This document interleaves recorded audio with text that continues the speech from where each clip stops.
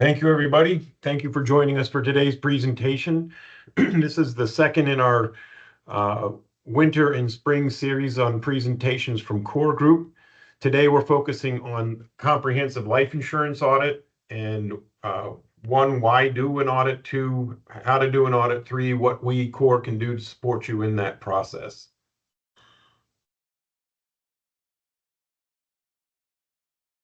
So overview, one is the purpose for today's call. Two, a history of the insurance industry, and that history helps highlight the need and opportunity for insurance audits, barriers to conducting, addressing the barriers of discussing insurance and insurance audits with your clients, to sharing some clients' perceptions and thoughts on sales, information asymmetry, and how that impacts the insurance industry, talking about the fiduciary role in the environment that we're in today, whether it's best interest standards, fiduciary role, whatever uh, the concept of is doing the right thing for the client, acting in your client's best interest, and then just discussing the process of actually doing a policy review and engaging with us to assist you with that process.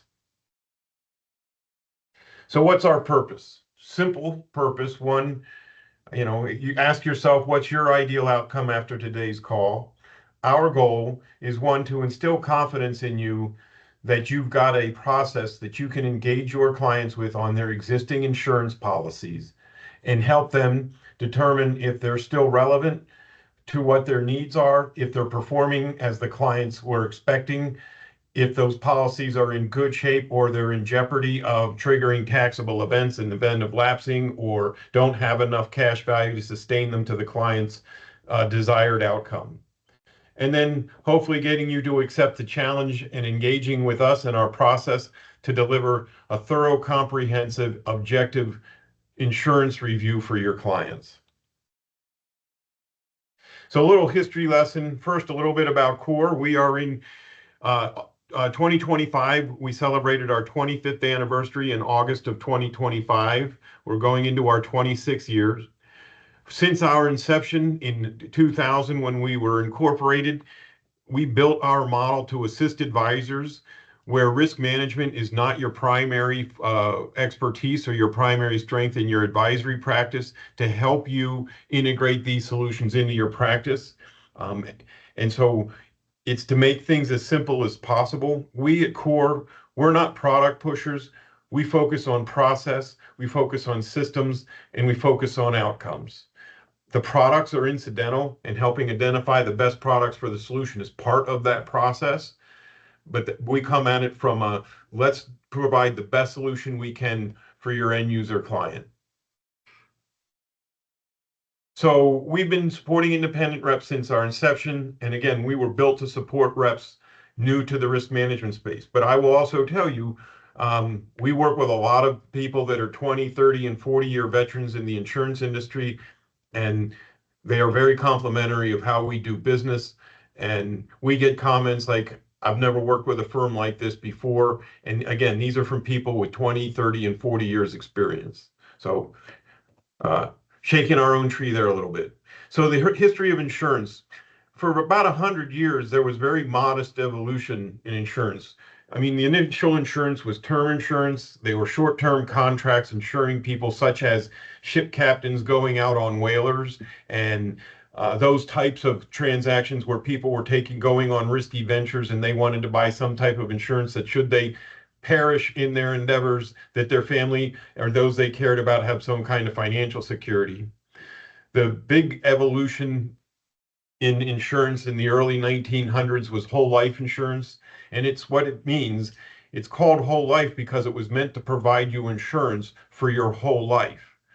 There were different evolutions in whole life insurance. There were participating contracts where sold by mutual companies, where the dividends, the excess earnings of the company would be paid back to the policyholders in the form of dividends on top of the yield that was being earned on the cash values invested by the company. Then there was non-participating, which there were no dividends. The rate of return was a declared rate paid by the insurance company, says this year we're going to pay you this. And that was based upon the returns on their bond portfolio or their conservative portfolio that they were investing the cash value of the insurance company in. Then there was interest sensitive whole life, and then they came out with there was an evolution to variable life. But whole life in and of itself, the fundamental structure had not changed for nearly 100 years. Then there was a further evolution. In 1979, the game changed. So in the late 70s, the United States had stagflation and inflation was rampant. And Paul Volcker was appointed as Fed chair under Reagan when he came into office, and he immediately started raising interest rates, and interest rates spiked significantly. They peaked at 20% in April of 1980, and in December of 1980, December 16th of 1980, they peaked at 21.5% was the prime rate at the time. And what was happening was you had these traditional fixed whole life policies that were paying, traditional fixed yields, and the insurance companies, right, they've been investing bonds. They had bonds in their portfolio that were 30 years old and 20 years old and 10 years old. So their yields weren't that high. So people were borrowing money from their whole life policies. And at the time, the loan interest rate on a loan from a life insurance policy, typically on a whole life, was 8%. So people were borrowing money out of the policies at 8, turning around and investing it in CDs and getting 16%. There was a huge disintermediation out of insurance companies at that time. And, it was a crisis for insurance companies. Then E.F. Hutton, and if you remember, I'm aging myself here. I think they were the ones. E.F. Hutton was a brokerage house on Wall Street, and they came out with E.F. Hutton Life came out with a life policy called Universal Life Insurance. It was originally, the original universal life policies, I believe, were developed in England, and they imported the idea to the United States. And by the end of 1983, most insurance were offering their version of universal life. Why? Because it was very appealing. It had flexible premiums, unlike whole life. Whole life insurance, a guaranteed whole life policy, at least at that time, was here's the policy. You're going to pay this premium. You're going to pay this premium every year for your whole life. And we promise you that what will worst case scenario on a guaranteed basis, the policy cash value will endow to the face amount at the maturity date of the policy. And at that time, policies had maturity ages of 85, 90, and 95. So you say, and you're going to pay that premium. And if you didn't pay that premium, it would trigger internal policy loans that could spiral the policy off into gaga land as far as performance. But you had to pay that premium every year. With Universal Life, you did not have to pay the premium every year. And when they first came out, they were illustrating 14+% returns on the policy cash values. This was in a fixed universal life policy. And it was a transparent structure. I refer to whole life accounting as voodoo accounting. I've been at this for 30+ years, and I've had multiple people try and explain to me exactly how the internal accounting at the insurance company works for whole life. And I still am not 100% clear. With universal life, it's basic accounting. It's credit debit accounting. Money in, interest earned, take money out, things debited out, and everything adds up. And a simple example of that is that in a whole life policy, if you pay in $10,000 a year for 10 years, you'd think your cost basis is $100,000, but in a whole life policy, dividends are a return of premium and reduced cost basis. In a universal life policy, if you pay in $10,000 for 10 years, $100,000, your cost basis is $100,000, right? It does, interest earned on the cash value doesn't reduce that. So it was easy to access cash as well from a universal life. A universal life policy, by borrowing money out of it, did not have as dramatic an impact on as it does in a whole life policy. So universal life insurance really took over and started to dominate the marketplace. Again, they were illustrating 10-pay Vanish premiums with a 14% yield. It was a whole lot cheaper from a premium perspective than the whole life assumptions were going to illustrate. And again, whole life guarantees two things. It guarantees the death benefit, and it guarantees the cash value at some future date. As we all know, guarantees cost more. than current assumptions. In whatever endeavor you're doing, if you want an outcome guaranteed, you're going to pay more for that outcome. A universal life policy doesn't guarantee anything. Now, they have guaranteed minimum crediting rates, but they're not guaranteeing you any outcome, or at least in the initial, when the initial policies came out, more of that risk was transferred to the policyholder. And what did they get in return? They got lower premiums or they got better performance. So universal life was built on double-digit return projections, and it really was a wild west of policy design. Even when I got into the business in 1993, the rates that we were illustrating at that time were just, today we would look at it and go, what were we thinking? But at the time, when interest rates, everybody's got a short-term, seems to have a very short-term memory. And back then it was, we'll never see 4% again. And the insurance companies were so sure of that many were guaranteeing their minimum crediting rate at 4, 5, and some were even at 6% minimum guaranteed return. Because of where interest rates were when they designed the products. Well, we all know how that turned out. So why is universal life more appealing? Because for a given premium amount, you can get more death benefit, or for a given death benefit, you can pay lower premiums. You have a higher growth potential. There's much greater transparency as to how the policy is performing and functioning, and it's easier to access policy cash values. I mean, I could just spend time on those points, 20 minutes on those, but that's for another conversation.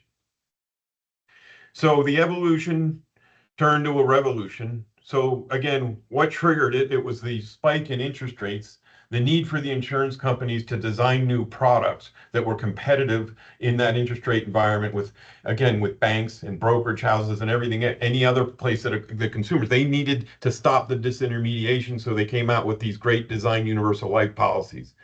But what could go wrong? Well, we can see here what went wrong. If you bought a policy in 1991 and it had a 6.5% crediting rate, and in 2021 that dropped to 3.25%, well, what's going to happen to the assumptions on the current assumption side as far as premiums and how long the death benefit's going to last? One of the big things when I first got in the business in the mid 1990s, from 1995 to about 2000, 2005, it was people getting these, I call them margin calls, but they were like, listen, I know we vanished your premium at a 10 pay at 14%, but when we run the in-force ledger, that's not going to happen. And you need to start ponying up more money. Well, people weren't happy. The other major thing that has occurred is the consolidation of the insurance industry. In 1990, which was the peak year for the number of life insurance companies in the United States, there were 2,195 life insurance companies. In 2023, there was 719. That's a 67% decline in the number of life insurance companies in the United States. In 1991, AXA bought Equitable. Then they acquired Money. And by the way, now AXA's exited the marketplace. They went from Money became AXA, Equitable became AXA. Now it was AXA Equitable. Now we're back to Equitable, just that one company alone. So again, in 2020, they spun off, AXA got out of the marketplace. Manulife bought John Hancock. John Hancock was one of the great venerable life insurance companies in the United States. And in 2004, Manulife, a Canadian company, bought them. Travelers had sold their life block to MetLife. MetLife subsequently got out of the life insurance business, spun that block of business off, and then they became Bright House in 2017. Lincoln acquired Jefferson Pilot, another venerable life insurance company. Sun Life exit the marketplace completely. They just one day picked up and left. I mean, they picked up shop and left. They shut the book down. They did not care if you had policies and underwriting.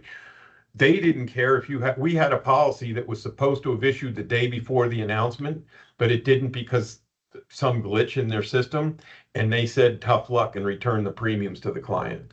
In 2013, a Japanese company acquired Protective.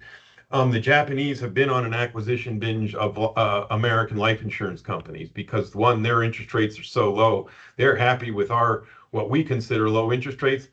They're phenomenal for the Japanese companies. They love the American marketplace and they love insurance. So the big question is, who's going to live up to the promises made to your clients? Because somebody who bought a Jefferson Pilot policy 30 years ago, now Lincoln owns it, but does Lincoln own it? Because Lincoln's also been, to get their ship straight on the financial side, been packaging up and selling off blocks of business to private equity firms that specialize in managing old blocks of business. Again, more industry shifts. Allstate sells Lincoln Benefit to Resolution Life. Resolution Life is one of those private equity firms. They don't issue new policies. They are set up strictly to administer existing blocks of business. They buy those blocks of business, and I refer to it as they bleed it off. In some instances, they go in and start increasing the fees and expenses on the policies. They to just absolutely slash customer service. You're lucky, to get customer service from Resolution Life is a feat in and of itself. Again, Sumitomo came in 2015 and bought Symetra. Voya exited the U.S. life and annuity space. That was one of the consequences of the financial crisis in 2008-9. Voya was forced to sell off or split their banking business from their insurance business. Allstate sold all of their business to Blackstone in 2021. Ohio National, another venerable company, is basically demutualized and has been sold off to several pension funds.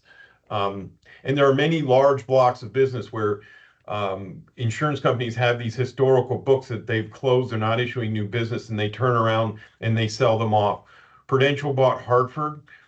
Prudential took up blocks of Hartford business and sold it off to Talcott Life, and Talcott's now managing that Hartford block of business. So again, we ask the question, who's going to keep these promises? With so much consolidation, can we trust that future owners are going to honor their commitments? Most insurance policies are sold under current assumptions, not the guaranteed side of the ledger.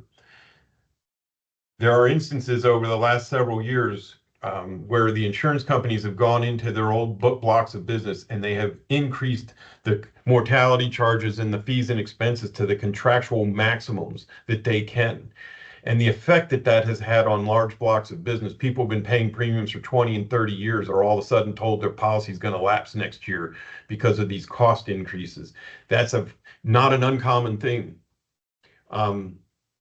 And the other aspect that's changed in the is the entrance of private equity firms into the insurance. They've outright bought insurance companies, and even some of the stock companies that remain public companies are letting private equity firms come in, and they're basically outsourcing management of large chunks of their books of business, of their assets to these private equity firms. And that's a development that's really accelerating, and it's something that needs to be watched, monitored, and make sure if they're going to jack up the fees and expenses to maximize profits, we need to be aware of that and keep tabs on that for our clients. So what are the barriers to talking to your clients about insurance? So I've just established the need for doing insurance audits. The insurance industry has been very fluid over the last 3 decades, and it continues to be fluid. It continues to evolve. So in our experience, what are the barriers that we hear all the time from advisors where insurance isn't their forte? It's one, life insurance can feel overly complex and confusing. Valid, right? I mean, it's not the same as buying an ETF, wrapping it in a portfolio, putting an asset allocation together, and managing that in an AUM portfolio. There's a lot more moving parts to insurance, and there's a lot more personal questions and conversations you need to have with your clients when it comes to life insurance. But I would also counter that those conversations go a long way to deepening your relationship with those clients and developing a deep, trusted relationship with those clients. The application and underwriting process often takes too long. Again, valid. There's been some dramatic improvements over the last few years with electronic applications, streamlined underwriting processes, but it is still, compared to most other financial services options, vehicles, investment tools that you have available to you, the life insurance and long-term care application process it is more complicated, no doubt. Many clients feel that they don't need additional coverage. One of the slogans in the life insurance is life insurance isn't bought, it's sold. Why? People don't like to think, people think of life insurance and all they think about is dying. People don't like thinking about dying. It's human nature. But life insurance, right? But I will tell you that most people in this country are underinsured when it comes to life insurance. They just, and I will say some of the polls that are coming out, a lot of people realize that they're probably underinsured. If you're making $250,000 a year and you've got a family and you've got children and you need to pay for education and you have a mortgage on your house, that 2 to 3 times multiple your employer is providing you is not an adequate amount of life insurance to replace that $250,000 a year in income. And then advisors, and this is the big one for a lot of our advisors, is that they don't want to be perceived as life insurance salespeople. We work with a lot of CPAs. We've been doing that for a long time, and we enjoy working with CPAs because they're great advisors. And we always joke that what's a CPA's greatest fear? It's being perceived as a salesperson. What's their white knuckle dig your fingers into the dashboard fear? Being perceived as a life insurance salesman. And so, and again, legitimate, let's take it head on. What do people really think about sales? Daniel Pink is a #1 best-selling author on business, work, and human behavior, and he set out to uncover how people truly feel about sales. In a study of 7,000 people, he asked, what's the first word that comes to mind when you hear sales or selling? Want to guess what the top responses were? Most of them weren't positive. There were 20 negative associations and only 5 positive ones. That's a 4-to-1 ratio of negativity to positivity. These perceptions of sales are deeply ingrained and almost like muscle memory. But why does this mindset persist? I think, at least in the insurance side of the business, it's well earned. I mean, I've seen some crazy sales stuff. I've seen things presented to people to get them to buy life insurance, and I'm like, wow.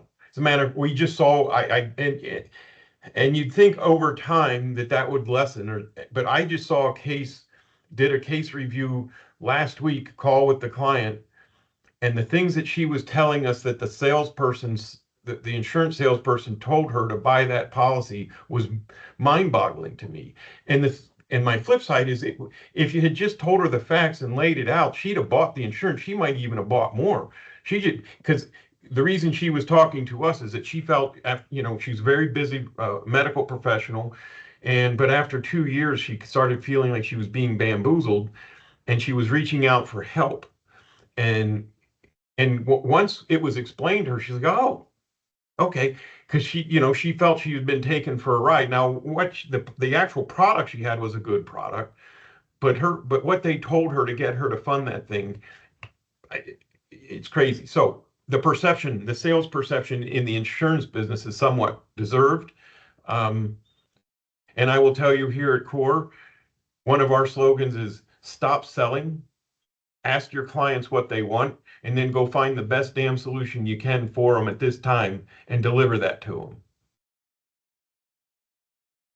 So another aspect of selling, big aspect of selling, one of the advantages of selling is when you have asymmetric information, where one party in a transaction has more or better information than the other. It creates an imbalance, often leading to unfair outcomes or inefficient decisions. I was watching an interview with Mark Cuban this past weekend, and he was talking about the pharmaceutical industry. And he has a pharmacy that's online, and he said it's called Pharmacy Plus or Cost Plus Pharmacy. And basically, he is the only pharmacy in the country that publishes their price list and says, this is what we pay for our drugs, and here's how much was manufacturing, here's how much was shipping. We're going to mark that up 15%, and that's your price. He says the pharmaceutical industry is so bad because there's zero, and he kept saying information asymmetry. He says the biggest problem with our pharmacy, drugs, and healthcare is information asymmetry, and it results in unfair outcomes and inefficient decisions. Information asymmetry, say that 10 times fast, still persists. Despite advances in access to information, permanent life insurance remains a space where asymmetry thrives, particularly with complex products like Index Universal Life. These policies often include non-guaranteed features and performance assumptions that make true information parity near impossible. I will tell you the illustration games and assumptions that go on in Index Universal Life is, and the funny thing is they passed these regulations to try and regulate what can and can't be illustrated to try and tame the marketplace. And all it did is they cut the head off and six more heads grew up and grew around it. The illustration wars today are as bad as they've ever been since I've been in the business, and the strange assumptions they make and the weird fees here and all these things. And most of the many advisors don't understand what's going on. Even the industry life insurance veterans that are presenting Index Universal Life to their clients, showing them these wonderful illustrations, don't understand what's going on. When we do these audits on these illustrations and highlight all of the assumptions about performance triggers and persistency bonuses that are and aren't guaranteed, and well, if you pay this fee, we'll leverage that. It's crazy. There's a significant amount of information asymmetry, even today in life insurance illustrations. So from asymmetry to parity. Information asymmetry has shaped decisions for 1,500 years. Only in the last 15 years have we moved closer to information parity thanks to the internet. A lot of the things I discussed, you can go and Google on the internet, but the responses, if you don't know what it is, first, people don't know what questions to ask. And then even if they have the right questions to ask, the answers that they get back, many people aren't equipped to understand what the answer is saying to them and how does it apply to them specifically in their policy and the desired outcomes that they want. But we are working towards helping tackle the information asymmetry by coming at the idea of insurance audits and insurance presentations of disclosing everything to the consumer, help answer their questions, help them make an informed decision. It's about accepting the fiduciary role. When the Reg BI standards started coming out, and it really started in the Department of Labor coming after qualified funds and saying you have to act in the client's best interest. And there was the DOL1, DOL2, and DOL3, where they were going to come in and they were going to dictate what everything that you did or didn't have to do. And as a result, the SEC passed best interest standards, and many state securities and insurance divisions passed Reg BI and best interest standards. And then if you're an RIA, you have to operate under a fiduciary role. And the bottom line of all of it is that you've got to act with your client's best interest in mind. And so they passed all this legislation, and we now have 6 more reams of disclosure that we got to go through with the client and to disclose to them every possible conflict of interest that there might be and have them sign off on it and promise and swear that we're going to do the right thing. Our answer was, weren't you doing the right thing before this? I mean, did you need the government to come in and tell you to act with your client's best interest? And I know that that's a bit of a loaded question because there's a lot of people in our business that don't act with their client's best interest in mind. But I would bet that everybody on this call acts with their client's best interest in mind. And the vast majority of advisors I've engaged with and that we work with, they truly want to act with their client's best interest in mind. And to that end, this is where insurance review becomes important, right? We've explored many of the reasons why now is the time to act. If you're not engaging with your clients and asking them about their insurance coverages and auditing those coverages and finding out if those coverages are still doing what they want it to do, you're leaving your clients exposed to the people out there in the industry that may not be acting with their best interest in mind. You can either be a wolf or you can be a sheepdog, right? We're talking about being a sheepdog and acting with the client's best interest in mind. So we, C.O.R.E Group, bring together hundreds of years of collective experience, and we leverage that knowledge. And we would like you to be able to rely on that knowledge so that when you bring us your client situation, we can analyze it, find out how they're doing, help ask the right questions of the insurance company to see and get results and in-force ledgers and answers back from the insurance company, and then provide the client an objective analysis of what they currently have. And I will tell you, the vast majority of the time, our recommendations are you've got a good product with a good company, it's doing well, or you got a good product with a good company, and here's some things you can tweak to make it do better or to perform better, or closer to your expectations. And then there's some clients where we can't do anything better because they're not insurable, right? Their health has changed. They're stuck with what they got, but then what we do is we help them optimize what they have to optimize the outcome as best we can for what they currently have. And in about a third of the time, we can do significantly better for the client. And so we have a process, our policy review process, and it's as simple as 1, 2, 3. 1, every client should be offered a life insurance policy review. It should be part of your review practice when you meet your clients to go over their overall financial strategies that they're working with you on. Or if you're a CPA, if you're sitting down and you're talking to your client about their taxes, it's an ideal time to interject, hey, we help you with your taxes, we help keep your finances in straight, keep you square with the IRS. If you have insurance, we have this service over here that we can help deliver that same type of objective analysis for your insurance policies. Every client should be made aware that you have a dedicated risk management team supporting you. That's us, C.O.R.E, and that you serve as the quarterback of that team, coordinating strategies to best meet their needs. And when it comes to life insurance, long-term care, and disability insurance, clients should recognize you as a trusted resource. At a minimum, they should seek your professional second opinion before making any coverage decisions. And again, our objective is to support you to enhance your long-term relationship with your clients with objectivity, to help you enhance your relationship and enhance your trusting relationship with your clients. So 1, what are the 3 steps? 1 is gather the necessary information. Complete a policy review request form. We have a standard policy review request form we can provide you. Copies of the most recent annual statements. Signed in-force illustration request form, if that's necessary. It may not be necessary. And then basic medical information via quick quote medical form.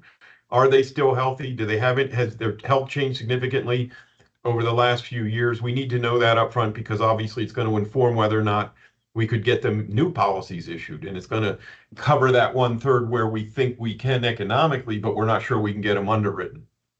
And then we do an assessment. Our risk management team will order the necessary illustrations. Now, I will tell you, we will complete the in-force policy illustration request. We will come back to you and say you or your client needs to submit this to the carrier. Typically, you can fax them in, and 9 times out of 10, they're going to send that information to the client no matter what is on the form. They're going to mail or email those illustrations to your client. They're going to need to forward them back. Our underwriting team will assess the medical information provided to determine insurability. So if they're, and I think most people will be surprised, there are health issues that, type 2 diabetes and high blood pressure and cholesterol and even more serious illnesses that have today are viewed more as a chronic manageable illness, that you can still get people standard and even preferred rates with some of these, what back 20 years ago, they would be highly rated or declined cases. Just that medical information and medical technology is evolving to such that people, even with many of these chronic lifetime illnesses, are living full life expectancy existences, and their policies are going to perform accordingly, and the insurance companies are insuring them accordingly. And then our risk management team will complete the assessment and provide a complete analysis and summary. We'll come back to you with okay, here's our observation of their current policy. If we think they can do better, we're going to come back and we're going to show you, okay, we went out to the marketplace and we looked at these 15 insurance companies, and based upon the information that you've given us, based upon what the client's optimal outcome is, what is it that they want to have happen today?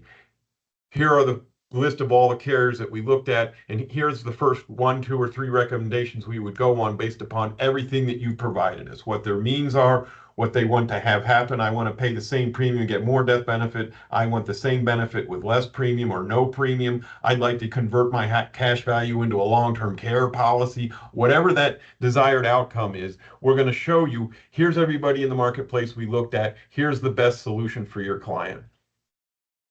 And then we're going to share the results. Your relationship manager will meet with you and share results and discuss next steps.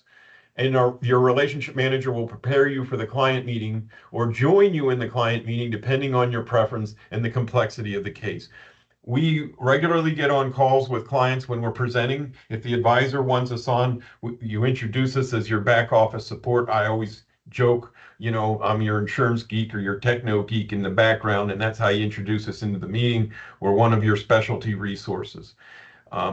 It's really, that's going to be something you work out with your relationship manager, to what degree you want us involved in the process with your client.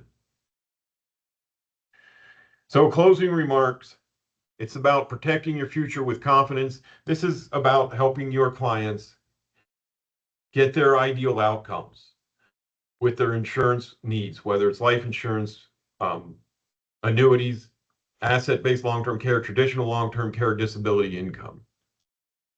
Our company's legacy of providing transparent, detailed audits. We've been doing this for a long time. We measure our relationship with you not on each individual transaction. We want a long-term, high-trust relationship with you. That's why we're going to provide objective analysis on every opportunity you bring us, because we want you to bring us every opportunity you have, and then we will help identify if there's opportunities to improve the client situation and generate new revenue and new production. That's why we do what we do. Because I know the first time you suspect that we're jamming you or your client up will be the last time you ever bring us a case. And that's just bad business. We want the barriers we help clients overcome in the complex world of life insurance. We will be as transparent as possible with your clients and answer every question they have. Client wants to know who's getting paid what, we'll tell them, right? If they ask. And now that conversation is something you have with us too, how you want to address it, but with no issues disclosing anything about the policy. We're not trying to hide anything. We want the client to make an informed decision, and we want it to stick. We want it to, and we talk about the impact of information asymmetry. I spend more time explaining IUL illustrations, and how we approach index universal life is, here's the good, the bad, and the ugly. Here's what's possible. Here's what's probable. Here's what's not likely. Unfortunately, most of the people selling index universal life off of illustrations are dealing in the world of not likely as far as the outcomes they're showing. And our commitment to being your fiduciary, always acting in your best interest and acting in your client's best interest. And how we make policy reviews simple with our straightforward 1, 2, 3 approach. It's just a process. It's the same process we use every time. I will tell you that the outcome for each individual client is customized to that client. That's the one thing that's not the same every time, because our outcomes and our analysis are customized for that client, and no two clients are alike. Life insurance isn't just a product, it's a promise. And we're here to help you make sure that promise is fulfilling its true potential and aligns with your ever-changing needs. So today, if you're ready to optimize your client's coverage, we're here to help make that process easy. You can reach out to schedule a comprehensive life insurance conversation with, we can get you in touch with our relationship manager. You can reach out to our case design team. You can reach out to anyone on our team, and they'll be able to have a conversation or get you steered to the right person to help you engage your clients in the insurance audit process. I'm Rob Beatty. I happen to be the CEO of the company. And again, I'm one of the co-founders of the company. We're here to help. Hopefully you'll reach out, and we would love to work with you on your life insurance and other risk management needs with your clients. Thank you. Appreciate your time today. We are at the 40-minute mark. Wishing you all a great week. Thank you for joining us.